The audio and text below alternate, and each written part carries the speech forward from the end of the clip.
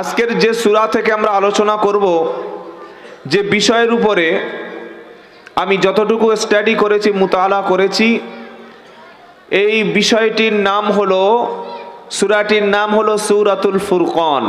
কি নাম বললাম? সূরাতুল ফুরকান। পবিত্র কোরআনের একটু সংক্ষিপ্ত আমরা ডিটেলস জেনে নেই। এক নম্বর হলো কোরআন আল্লাহর বাণী। এটা পৃথিবীর কোনো মানুষের না, এমনকি মুহাম্মদ সাল্লাল্লাহু আলাইহি সাল্লামের না। মুহাম্মদ সাল্লাম যদি কোরআনের মধ্যে কিছু নতুন দিয়ে দিতেন, পারা নাম্বার 29, সূরার নাম হাক্কা।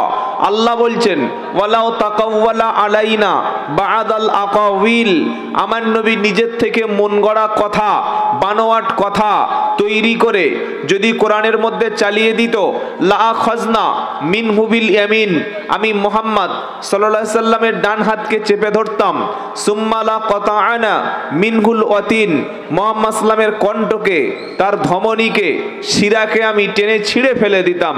ফামা মিনকুম মিন আহাদিন আনহু হাজিজিন, আমার হাত থেকে তোমরা নবীকে কেউ বাঁচাতে পারতে না।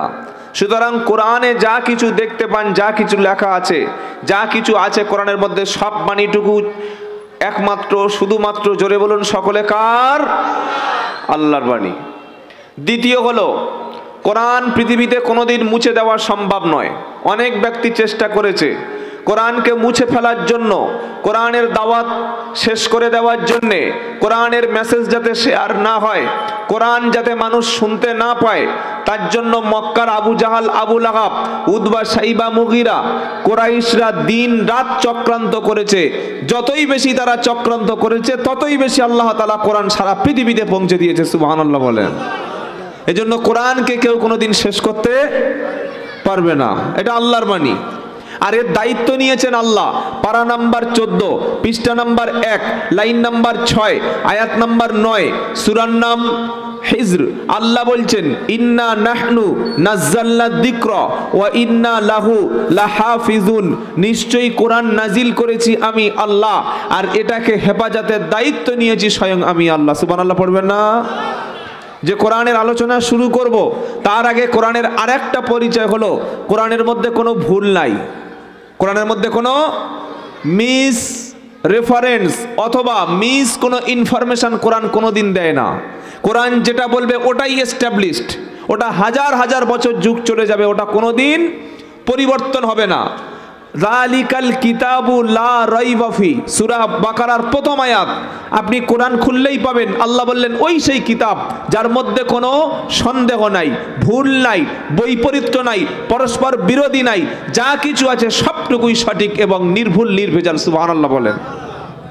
4 নম্বর কোরআনের পরিচয় হলো, এটার মধ্যে পারা আছে 30টি, আয়াত আছে কম বেশি 6066টি, এর মধ্যে রুকু আছে 540টি, কোরআনের মধ্যে সূরা আছে 114টি, অক্ষর আছে 3,23,760টি, কোরআনের শব্দ আছে 86,430টি। এটা কোরআনের একটা জাস্ট ডিটেলস বলে দিলাম। এই নিয়ে হলো কোরআন। এখন এই কোরআন, বিসমিল্লাহ, আপনি যখন শুনবেন, আলোচনা শুরু করবেন বা শুনবেন, তখন কোরআন কি দিয়ে শুরু করতে হয়? পৃথিবীর যে কোনো বই পড়ার জন্য কিন্তু আপনাকে খালি তুলে বিসমিল্লাহ বলে শুরু করলে হলো, কিন্তু কুরআনুল কারীম যখন পড়বেন, এটা যখন আলোচনা করবেন বা শুনবেন, বা একদম ফার্স্ট যখন কোরআন পড়তে শুরু করবেন, তখন আপনাকে একটা কাজ করতে হবে। সে কাজটা কি ভাই? পারা নাম্বার 14, পৃষ্ঠা নাম্বার 17, লাইন নাম্বার 9, আয়াত নাম্বার 98, সূরার নাম নাহাল। ফাইদা ক্বরাআতাল কুরআন ফাসতাঈদ বিল্লাহি মিনাশ শাইতানির রাজিম। আল্লাহ পাক বলছেন, যখন তুমি কুরআনুল কারীম তেলাওয়াত করতে শুরু করবে, তোমার প্রথমে কাজ হলো আল্লাহর কাছে শয়তানের হাত থেকে আশ্রয় চেয়ে নাও, পানাহা চেয়ে নাও আল্লাহর কাছে। কারণ শয়তান সবচাইতে বেশি অখুশি হয়, বিরোধিতা করে, শত্রুতা করে, দুশ্মনী করে, মানুষকে এই জায়গায় বাধা দেয়, সেটা কুরআনুল কারীমের আলোচনার সময়। কি বললাম বুঝতে পেরেছেন? তাহলে আলোচনার সূরা আপনাদের বলে নিলাম, সূরাটির নাম কি বলেছি? সূরাতুল, কথা বলে না, সূরাতুল ফুরকান। আবার সকলে বলেন সূরাতুল ফুরকন। এই সূরা ফুরকনের নামকরণটা কেন হলো? ফুরকন শব্দের অর্থ হলো সত্য এবং মিথ্যার পার্থক্যকারী। সুবহানাল্লাহ পড়েন। সত্য এবং মিথ্যার পার্থক্যকারী। সত্য এবং মিথ্যার সত্য এবং মিথ্যার পার্থক্যকারী। যে কিতাব মানুষকে সত্য আর মিথ্যা পার্থক্য করে দেয়, ওই কিতাবের নাম কি? জোরে বলেন, জোরে বলেন। ফুরকন। কি নাম? আমরা অনেকে মনে করি কোরআন মানে কোরআন। কোরআনের প্রচুর নাম আছে। যেমন একটা নাম হলো শিফা। এই শিফা কেন বলা হয়? এটা হলো সমস্ত রোগের ওষুধ। আপনি আপনার সন্তানকে সূরা ফাতিহা পড়ে পানিতে ফুঁ দিয়ে আপনার সন্তানকে যদি ফুঁ দিয়ে দেন, ওই সন্তানের অসুস্থতাকে মুক্তি দেবেন কে? আল্লাহ। এজন্য সূরাতুশ শিফা, কোরআনকে বলা হয় শিফা। 2 নম্বর, কোরআনের একটা নাম হচ্ছে হুদা। কি নাম বললাম? হুদা। কেন হুদা? যেহেতু কোরআন মানুষকে সহজ সরল রাস্তা, জান্নাতের রাস্তা দেখিয়ে দেয়। সুবহানাল্লাহ বলেন। আল্লাহ রাব্বুল আলামিন বলেন, ইন্না হাদাল কুরআনা ইয়াহদি লিল্লাতি হিয়া আকওয়াম। 15 নম্বর পারা 9 নম্বর আয়াত 2 নম্বর পৃষ্ঠা 2 নম্বর লাইন সূরা বানী ইসরাইল। নিশ্চয়ই এই কোরআন মানুষকে সহজ সরল সঠিক রাস্তা দেখিয়ে দেয়। ওই রাস্তাটা হলো জান্নাতের রাস্তা। সুবহানাল্লাহ। এজন্য কোরআনের নাম হলো হুদা। কোরআনের আরেকটা নাম হচ্ছে জিকির। কি নাম বললাম? জিক্র। কোরআনের আরেকটা নাম হলো, কোরআনের নাম হলো কিতাব। দালিকাল কিতাবু লা রাইবা ফি। কোরআনের আরেকটি নাম হচ্ছে নূর। এটার নাম কি? নূর, আলো। কারণ যার কাছে কোরআন আছে, যার কাছে আল্লাহর বাণী আছে, সেই ব্যক্তি আলো পেয়ে গেছে, সঠিক জিনিস পেয়ে গেছে। আর আলো যার কাছে আছে, সে কখনো অন্ধকারে আছাড় খাবে না। আলো যার কাছে আছে, সে অন্ধকার গহ্বরে কোনোদিন পড়বে না। যে জাতির কাছে কোরআন থাকে, তারা কখনো ভুল কাজ, ভুল কথা, ভুল ব্যবহার কোনো মানুষের সাথে করবে না। আলহামদুলিল্লাহ বলেন। তো যে সূরাটির নামকরণ আল্লাহ তাআলা করেছেন, ওই সূরাটির নাম হলো সূরাতুল ফুরকন। কি বললাম? সূরা ফুরকন। এই সূরা ফুরকনের মধ্যে আল্লাহ সুবহানাহু ওয়া তাআলা যে আলোচনা তিনি করছেন, সূরা ফুরকনের 64 নম্বর আয়াত থেকে আল্লাহ তাআলা আলোচনা শুরু করব ইনশাআল্লাহ তাআলা। সূরা ফুরকনের 64 নম্বর আয়াতে আল্লাহ তাআলা একজন ঈমানদার ব্যক্তি, একজন মুমিন ব্যক্তি, একজন খাঁটি আল্লাহর বান্দা, তার মধ্যে কি কি গুণগুলো থাকবে সেগুলো আল্লাহ তাআলা আলোচনা করেছেন। সুবহানাল্লাহ বলেন। কি আলোচনা বলেছি মনে আছে আপনাদের? মনে আছে? একজন ঈমানদার বান্দা, একজন আল্লাহর বান্দা, একজন ইবাদুর রহমান, রহমানের বান্দা, তার মধ্যে কি কি গুণ, কোয়ালিটি, বৈশিষ্ট্য থাকবে, সেই কথাগুলি সূরা ফুরকনের 64 নম্বর আয়াত থেকে 8-10টা আয়াতের মধ্যে আল্লাহ তাআলা একজন ঈমানদার বা একজন মুমিন বা একজন খাঁটি বান্দার বৈশিষ্ট্যগুলি তিনি আলোচনা করেছেন। সুবহানাল্লাহ বলবেন না? তাহলে আমরা কার আলোচনা শুনবো? খাঁটি ঈমানদার বান্দার, একজন ইবাদুর রহমান আল্লাহর বান্দার আলোচনা শুনবো ইনশাআল্লাহ বলেন। সকলে ইনশাআল্লাহ বলেন। চলুন আলোচনা শুরু করি। পড়ুন আমার সাথে। আউযু বিল্লাহি মিনাশ শাইতানির রাজিম। বিসমিল্লাহির রহমানির রহিম।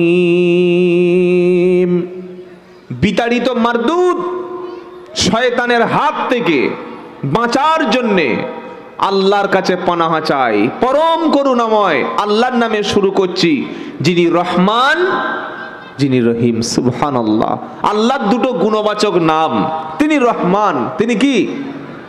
কথা বলে না কোনো কমিটি, আপনাদের কথা বলতে নিষেধ করে দিয়েছে, তাই তো নাকি?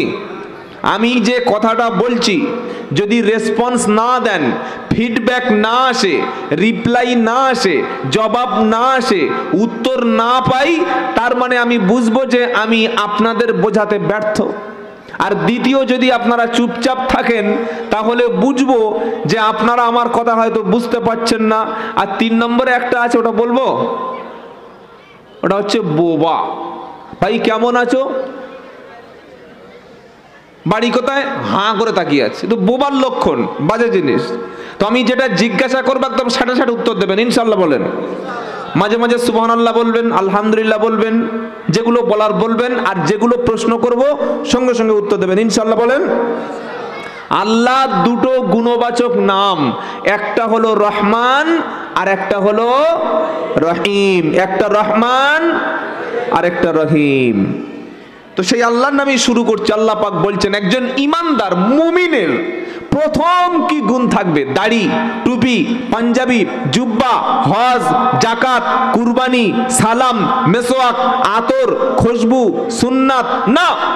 একজন ইমানদারের মধ্যে প্রথম যে গুণটা থাকবে সেটা কি? আল্লাহ বলছেন ওয়া ইবাদুর রহমানিল্লাযীনা ইয়ামশুনা আলাল আরদি হাওনা ওয়া ইদা খাতাবাহুমুল জাহিলুনা ক্বালু সালামা। সুবহানাল্লাহ পড়েন। আল্লাহ পাক বলছেন আমার বান্দা, রহমানের বান্দা হলো তারা, আল্লাহর খাঁটি বান্দা হলো তারা, তারা জমিনে যখন চলাফেরা করবে তারা শান্তভাবে, নম্রভাবে, ভদ্রভাবে, ডিসিপ্লিন মেনটেন করে জমিনে চলবে। ইমানদার ব্যক্তির মধ্যে থাকবে নম্রতা এবং ভদ্রতা। সুবহানাল্লাহ পড়েন। ইমানদারের মধ্যে প্রথম কোয়ালিটি যেটা সবচাইতে মারাত্মক গুণ থাকবে সেটা হচ্ছে নরম, সফট, ভদ্র, পোলাইট। ইমানদার ব্যক্তি কখনো অভদ্র আচরণ করে না। ইমানদার সব সময় ভদ্র হয়। ইমানদার কোনোদিন অশালীন কথাবার্তা, অশালীন কাজ করব, তার ব্যবহার, রাস্তা থেকে যখন চলবে তার স্টাইলটা, তার তরিকাটা সম্পূর্ণ নম্র এবং ভদ্র হবে। একজন মানুষ দেখলেই বুঝতে পারবে ইনি একজন ইমানদার ব্যক্তি। সুবহানাল্লাহ বলেন। কারণ গরম বা অহংকার এটা মানুষের স্বভাব। কাইফা তাকফুরুনা বিল্লাহি ওয়া কুনতুম আমওয়াতান ফাআহইয়াকুম সুম্মা ইউমীতুকুম সুম্মা ইহয়ীকুম সুম্মা ইলাইহি তুরজাউন। প্রথম পারা সূরা বাকারার মধ্যে আল্লাহ বলছেন বান্দা তুমি তোমার আল্লাহকে কিভাবে অস্বীকার করছো, কিসের গরম দেখাচ্ছ, কিসের অহংকার দেখাচ্ছ? তোমরা সকলে ছিলে মৃত, আবার আমি আল্লাহ তোমাদেরকে জীবন দিলাম, আবার তোমাদেরকে মরণ হবে। সবার হবে না, আমার শুধু একার? সবার। প্রধানমন্ত্রীরও মরতে হবে, মুখ্যমন্ত্রীরও মরতে হবে, হবে কি হবে না? সবাইকে দুনিয়া ছেড়ে চলে যেতে হবে। তো আল্লাহ বলছে অহংকার কিসের করছো? আমরা যখন কোনো মানুষকে দাফন করতে যাই তখন একটাই কথা আমাদের মাথায় চলে আসে, মিনহা খালাকনাকুম ওয়া ফিহা নুঈদুকুম ওয়া মিনহা নুখরিজুকুম তারাতান। এটা কি দোয়া? তো এটা 16 নম্বর পারা 14 নম্বর পৃষ্ঠা 4 নম্বর লাইনের 55 নম্বর আয়াত সূরা তাহায় লেখা আছে। আল্লাহ পাক বলেন এই মাটি থেকে তোমাদেরকে বানালাম, এই মাটি থেকে তোমাদেরকে সৃষ্টি করেছি, এই মাটির মধ্যে তোমাকে দাফন করা হচ্ছে, আবার কিয়ামতের দিন তোমাকে মাটি থেকে তুলবো। যত অহংকার, যত গর্ব, যা কিছু সব মাটির মধ্যে শেষ হয়ে যাবে, কিচ্ছু থাকবে না ভাই।